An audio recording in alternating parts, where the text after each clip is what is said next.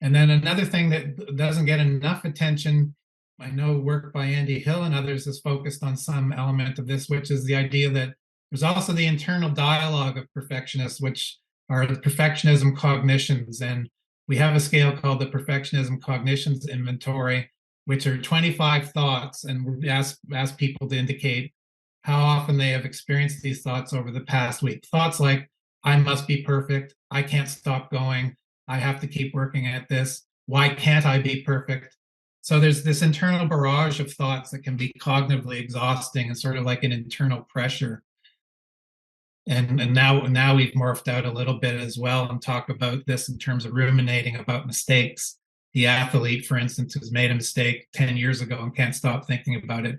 Or, the athlete who, like a figure skater who falls at the start and still can recover, but all they're thinking about instead of the next move is the mistake they made at the beginning and despairing about that. So there's an internal dialogue that is really problematic, and it's correlated with all of the dimensions of perfectionism.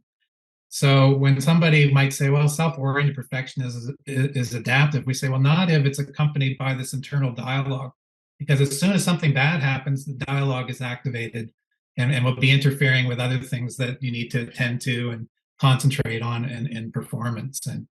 But for the people listening to this, they're going, well, I've got these traits now, and I've got perfectionism, self-presentation, and I've got these thoughts. We come back to the idea it's about people. And the extreme perfectionist is somebody who likely has all of these elements. They are feeling pushed from outside. They're pushing themselves inside. They have these negative self-thoughts and perfectionistic thoughts that may not be on other people's radar.